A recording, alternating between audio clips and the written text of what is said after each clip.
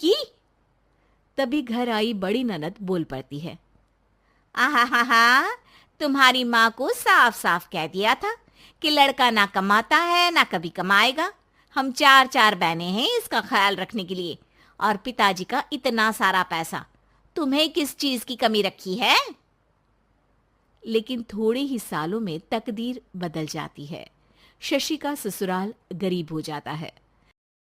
सब बिकने के बाद शशि अपने पति, बच्चे और सास के साथ किराए के मकान में आ जाती है। मैं कोई नौकरी करना चाहती हूँ दीदी। अरे, इतने बड़े घर की बहू थी शशि, तुम नौकरी करोगी? नहीं नहीं नहीं नहीं। नहीं करूंगी तो घर कैसे चलेगा? बच्चों को भी तो पालना है ना। तभी शशि का भाई आ जाता है। शशि, ये ले राशन का सामान, किसी भी तरह की कोई भी जरूरत हो तो बताना। भाई, अब मैं नौकरी करूंगी। देख बहन, वैसे तो मैं तेरे साथ हूं, लेकिन हाँ, मैं ये भी चाहता हूं कि तू अपने पैरों पर खड़ी हो जा। शशि को एक प्ले स्कूल में छोटे बच्चों को संभालने की नौकरी मिल जाती है। एक दिन, शशि, मेरे स्कूल को अब तुम संभाल लो, मैं कुछ दिनों के लिए अपने बेटे के पास जा रही हूं। लेकिन प्ले स्कूल अकेले मैंने कभी नहीं संभाला है। अब ये सब मैं नहीं जानती। इतने महीनों में तूने जो देखा, बस पूरे आत्मविश्वास के साथ उसे करना। शशि नीलम के जाने के बाद पूरे 1 महीने उसका स्कूल अकेले संभालती है, और फिर एक दिन आता है जब वो अपना खुद का स्कूल भी खोल लेती है। वाह शशि, तुमने आज मेरा सर गर्व से ऊंचा कर दिया।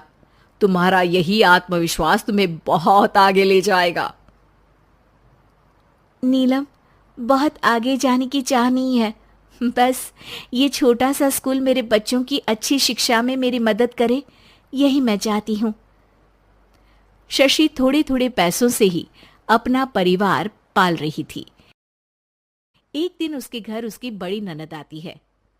अरे भाभी, घर में कूलर तो लगा लेती, मेरी माँ को कैसे पंखे में लिटा रखा है? अरे तो शशि कौन सा एसी लगा कर सो रही है? वो भी तो यहीं रहती है ना मेरे पास। ज्यादा यहाँ आकर मेरी बहू को परेशान न किया करो। हाँ हाँ, मुझे भी शौक नहीं है इस छोटे से घर में आने का। मैं तो बस ये बोलने आई थी कि मेरे बेटे की शादी है तो ननिहाल का जो नेग होता है वो ले आना। हाँ हाँ, जितना बनेगा कर देंगे, और ना हुआ ना तो वो भी नहीं करेंगे।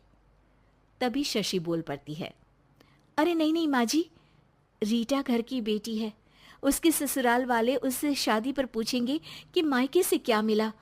रीटा, तुम मुझे सामान की लिस्ट भेज देना, मैं पूरी कोशिश करूंगी कि तुम्हारी हर डिमांड को पूरा करे।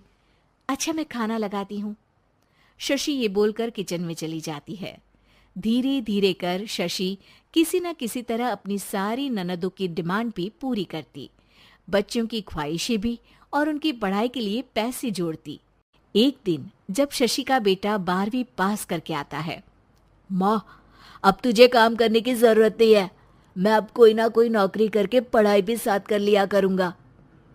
शशि को लगता है कि बेटा और आगे पढ़ाई करे, लेकिन वक्त की मार के कारण वो बेटे को काम के लिए हाँ कर देती है। अब बेटा एक बैंक में चपरासी बन जाता है।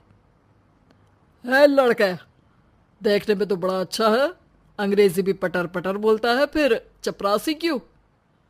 लड़का सारी बात मैनेजर को बता देता है। अच्छा, तो मैं तुझे एक मौका देता हूँ, तू यहाँ रहकर दूसरे डिपार्टमेंट का भी काम सीख। अगर तू किसी एक का भी काम अच्छे से सीख गया तो मैं तुझे यहाँ टेबल चेयर में बैठने वाली नौकरी दे दूंगा। लेकिन एक दिन शशि की ननद उसे फोन करती है। अरे भाभी, देखो मायका तो मेरा तुम लोगों से ही है। मैंने आपके बेटे और मेरे भतीजे प्रदीप के लिए यहाँ एक नौकरी देखी है, पूरे 5,000 मिलेंगे। वैसे करता ही क्या है, चपरासी ही तो है ना। कोई बात नहीं रीटा, मैं उसे इस शहर के बाहर नहीं भेजना चाहती हूँ, बाकी वो शाम को आएगा तो मैं पूछ लेती हूँ। वहीं प्रदीप मैनेजर की बात से खुश हो जाता है और मैनेजर के काम पर ही नजर रखने लगता है। वो उनकी तरह के पेपर पढ़ता, काम करता और आने वाले लोगों की बातें सुनता। एक दिन बैंक में ऑडिट वाले आते हैं। ये गलत है, पूरी बैलेंस शीट नहीं मिल रही है, कहीं ना कहीं गड़बड़ है। ए मैनेजर, क्या करते हो? बैंक के पैसों का हिसाब सही नहीं है। मैनेजर के पसीने छूट जाते हैं। तभी प्रदीप वहां जाता है। अब क्या मैं ये बैलेंस शीट देख सकता हूँ? अरे बेटा, मजाक नहीं, जाओ पानी लेकर आओ एक गिलास। प्रदीप मैनेजर को पानी लाकर देता है और फिर ऑडिटर से कहता है, देखिए सर, मैं आपको बता सकता हूँ कि कैसे बैलेंस शीट को आप लोग गलत तरीके से जोड़ रहे हैं। ऐसा बोलकर प्रदीप एक एक कर सारे डाउट क्लियर कर देता है। अरे हाँ, ये तो पॉइंट हमने देखे ही नहीं थे। गुड, कौन है ये बच्चा? तभी मैनेजर बोल पड़ता है, अब हमारे यहाँ अकाउंट में नया आया है।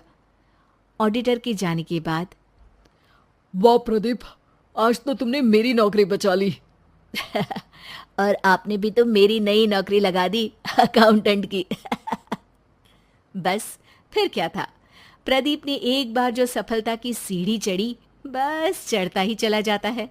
फिर एक दिन शशि की ननद, अरे भाभी कैसी हो? घर को तो बड़ा ही सुंदर चमका रखा है। अरे बेटी, कैसे आना हुआ? तू तो इस छोटे से घर में आना भी नहीं चाहती थी। कोई खास काम है क्या?